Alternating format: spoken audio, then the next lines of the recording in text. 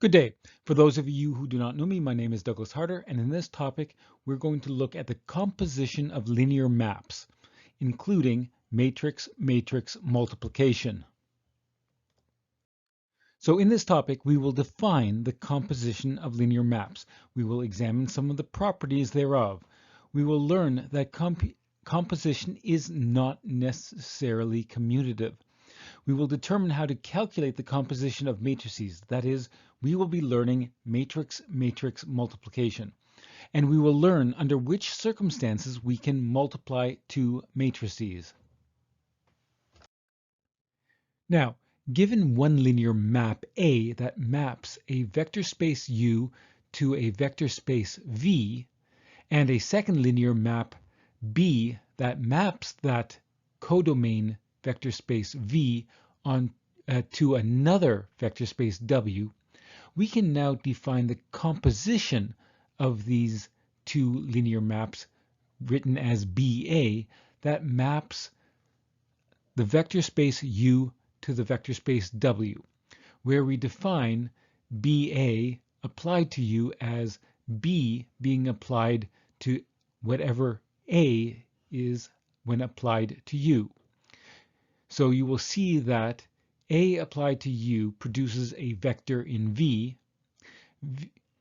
B then takes that vector in V and maps it to the vector space W.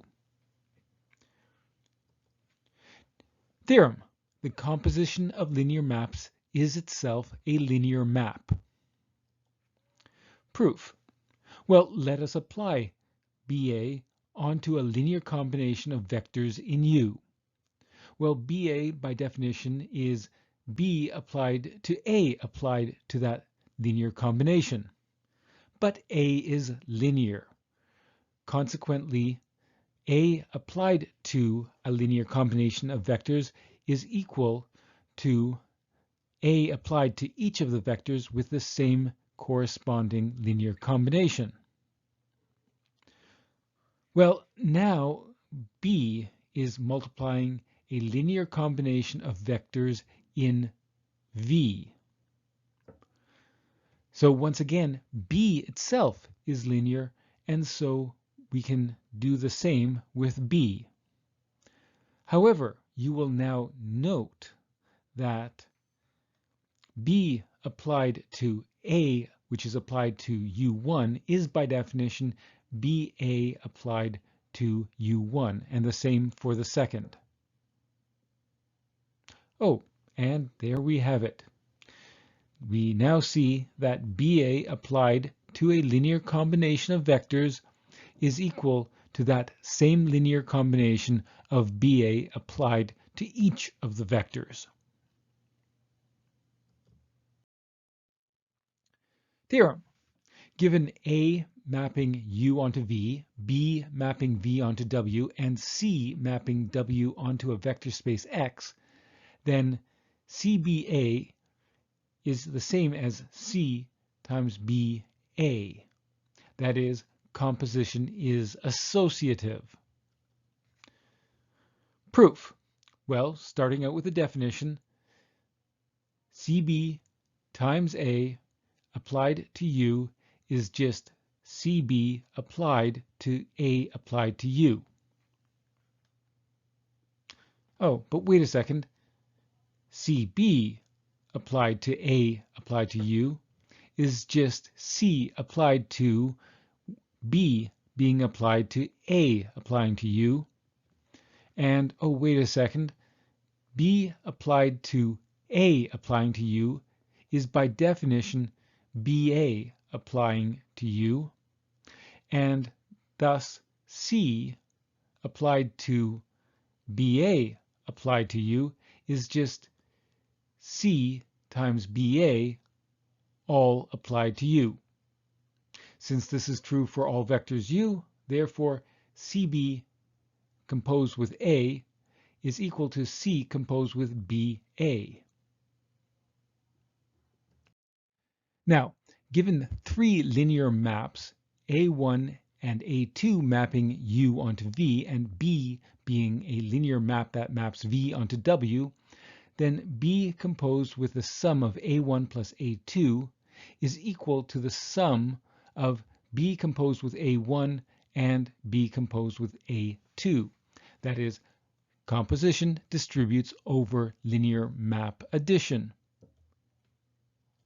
Proof. Again, starting with the definition, B composed with A1 plus A2, all applied to U, is B applied to the sum A1 plus A2 being applied to U. But A1 and A2 are linear, consequently that is equal to A1 applied to U plus A2 applied to U. Now therefore, B applied to a sum of two vectors in V is just equal to B applied to each of those vectors. But by definition, B applied to A1 applied to U is just B composed with A1 applied to U, and the second is B composed with A2 applied to U.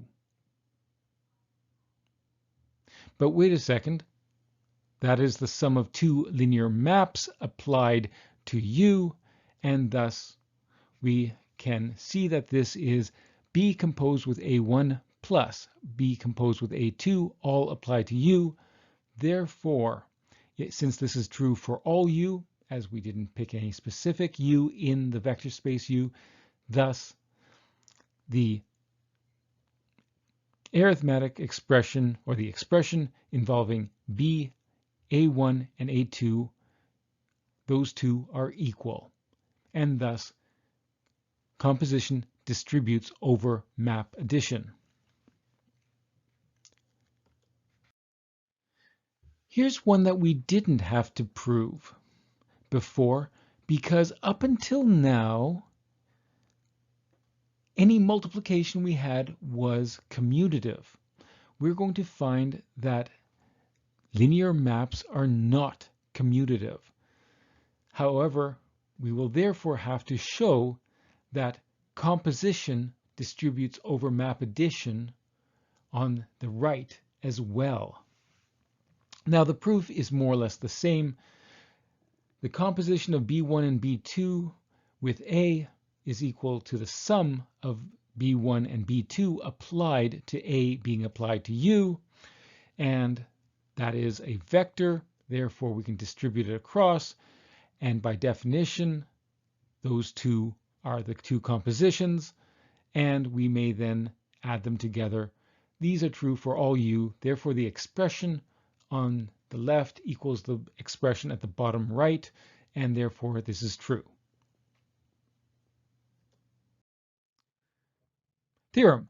Given a linear map A mapping U onto V and B mapping V onto W and a scalar alpha, then alpha scalar multiplied by the composition of BA is equal to alpha B composed with A, which is equal to B composed with alpha A.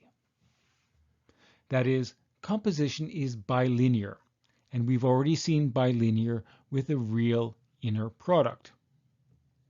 Proof. Well, once again, we have a scalar times the composition of BA, and we can take that scalar out, so we have the scalar times BA, or B composed with A applied to U, which is just B applied to A applied to U, and consequently that is just alpha B applied to AU, which is just alpha B composed with A all applied to U. Well, that's the first step, but how about the second one? Well, let's take that second step there, where we have alpha times B applied to the vector in V AU. So AU is in V and B is applied to that. Well, wait a second, B is linear, and so it doesn't matter whether or not I have the alpha to the left of B or to the right. Thus, that is equal to B applied to alpha times A applied to U. But alpha times A applied to U is just alpha A applied to U, and B applied to that is just the composition of B and alpha A, all applied to U. Therefore, alpha times the composition of BA is equal to the composition of alpha B and A, which is equal to B composed with alpha A. Now, to see whether or not composition is commutative or not, note that if A maps U onto V and B maps V onto W, then while BA maps U onto W, AB is not even defined, for the image of any vector that B is applied to is in W, and A maps U onto V, not W. Also, if A maps U onto V and B maps V onto U, then BA maps U onto U while AB maps V onto V. So once again, we cannot even consider equality of two linear maps that have different vector spaces that they are mapping between. Thus, we can only even begin to consider commutativity if both A and B map U onto U. However, to show that composition of linear maps is not commutative, we only have to find one pair of linear maps between any two vector spaces we want and show that they do not commute. Recall that the projection is a linear operator because the projection of a two-dimensional vector, in this case, onto a two-dimensional vector is another two-dimensional vector. Also, we proved previously that the projection is linear. That is, the projection onto V of a linear combination of vectors is equal to that same linear combination of those vectors each applied to V. So here we're going to apply the projection onto 1, 1 of a vector and then apply the projection of that result onto the vector 1, 0. Well, all we have to do is pick any one vector in R2. Let's pick 1, 1, and note that the projection of 1, 1 onto 1, 1 is itself. And the projection of 1, 1 onto 1, 0 is 1, 0. All right, now let us apply those two maps in the opposite order. Let us first apply the projection onto 1, 0 and then apply the projection onto 1, 1 on whatever the result is. Well, the projection of 1, 1 onto 1, 0 is 1, 0. But the projection of 1, 0 onto 1, 1 is 0.5, 0.5.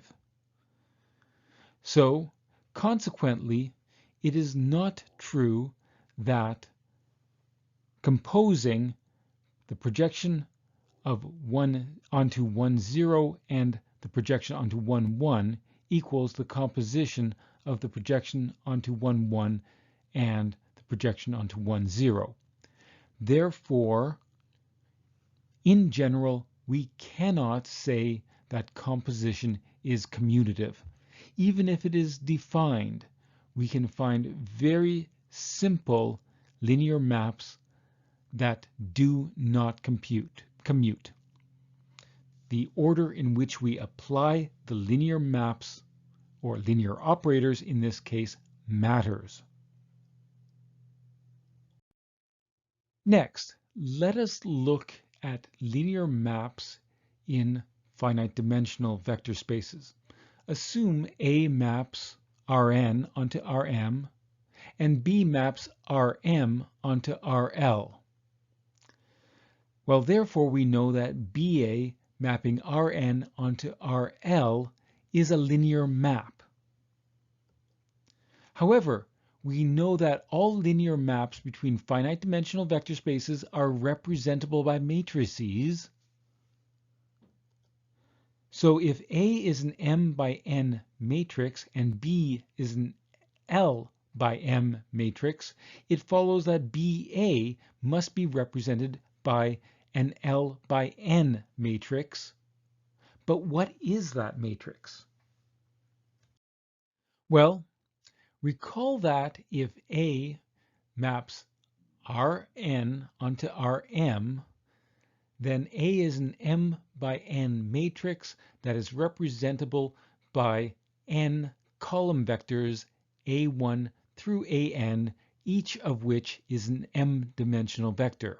And A applied to U is that linear combination of the column vectors A1 through AN with the corresponding scalars coming from the vector U.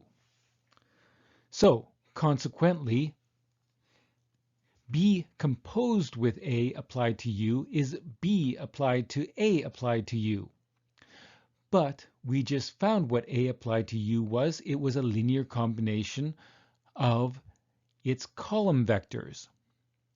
However, we know that B is also a linear map, and so now we are applying B to a linear combination of column vectors. Well, that's okay because B maps Rm onto RL, and each of the vectors A is indeed an m-dimensional vector. And because B is linear, therefore B applied to a linear combination is that same linear combination of B applied to the corresponding vectors. All right, now B times A1 is an L-dimensional vector. In fact, B times AK is an L-dimensional vector. Consequently, we have now a linear combination of n L-dimensional vectors, and note that the first vector is multiplied by U1, the second vector is multiplied by U2, so on and so forth until the last vector is multiplied by UN. Well, this is the multiplication of the matrix that has column vectors B applied to each of the column vectors of A, all times the vector U. So therefore, BA is that matrix that has the matrix, each column vector of A multiplied by the matrix B. Thus, if A is this sequence of column vectors, then BA is each of those column vectors multiplied by the matrix B. Easy enough. Now, consider the following two matrices. A is 2 by 3 and B is 4 by 2. We see that A maps R3 onto R2 and B maps R2 onto the R4, and therefore BA would map R3 onto R4.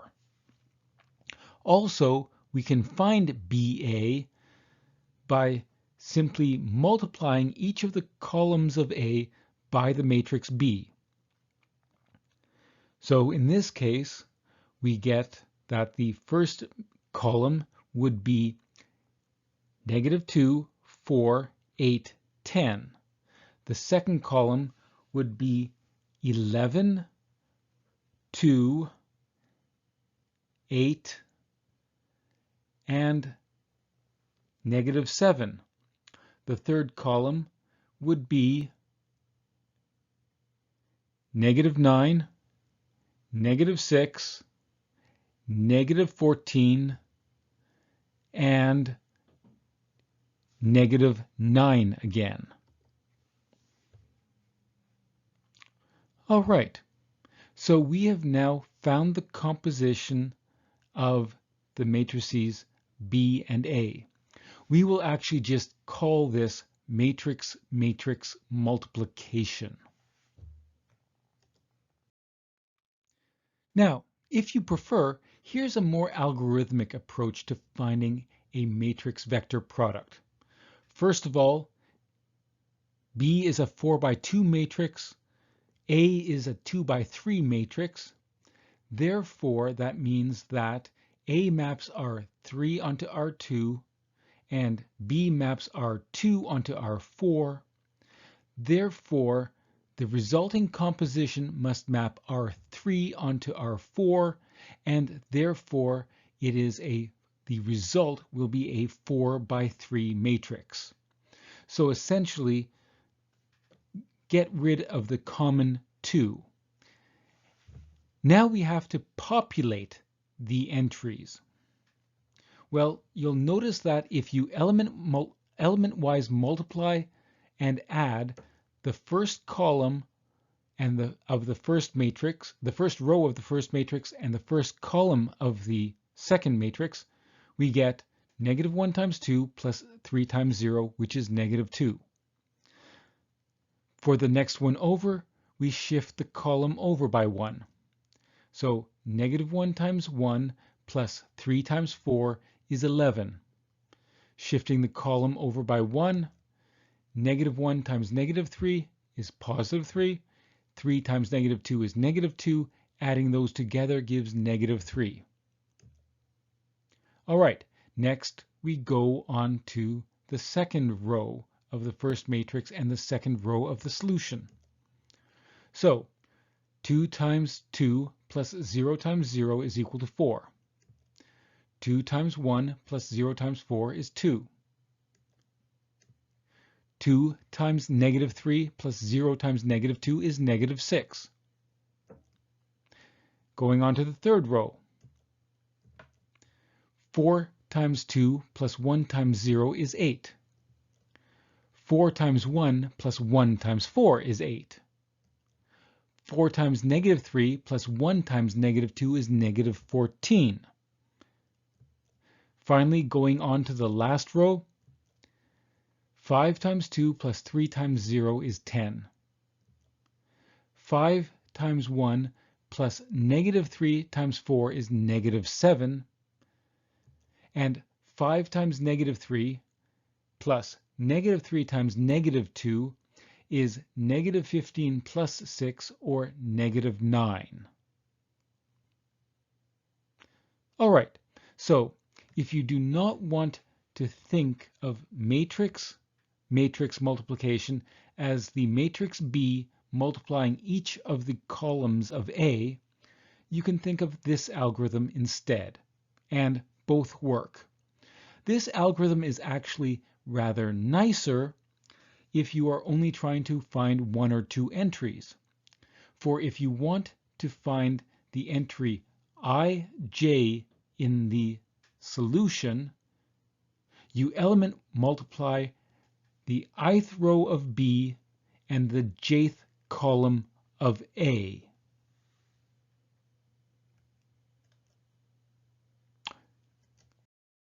Now, important, if the dimensions of the matrices do not align, it makes no sense to discuss matrix-matrix multiplication, or, in other words, the composition of 2 linear maps. For example, you already know that you cannot multiply a 5-dimensional vector by a 5x4 matrix, because a 5x4 matrix maps R4 onto R5. So it's simply not possible. Similarly, you cannot multiply a 4x7 matrix by a 3x4 matrix, because the matrix on the right maps R4 onto R3, but then the second matrix on the left maps a 7-dimensional vector onto our 4. Not going to work. However, you can multiply a 3 by 4 matrix by a 4 by 7 matrix to get a 3 by 7 matrix. Note, we have the first matrix being 3 by 4, the second being 4 by 7. The 4's equal. So the first matrix takes a 7-dimensional vector and maps it to a 4-dimensional vector. The second one takes a 4-dimensional vector and maps it onto a 3-dimensional vector. Therefore, the composition, as seen on the right, maps a 7-dimensional vector onto a 3-dimensional vector. So, following this topic, you now know the definition of the composition of linear maps. You understand that it is associative, and it maps over the addition of linear maps, and it is also bilinear. You also know that it is not commutative. That is, the composition of A and B may not even be defined, or if it is, may not equal the composition of B and A.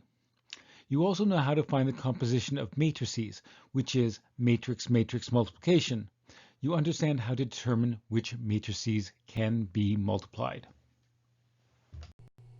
Here are the references, acknowledgements, the colophon, and a disclaimer. Cheers!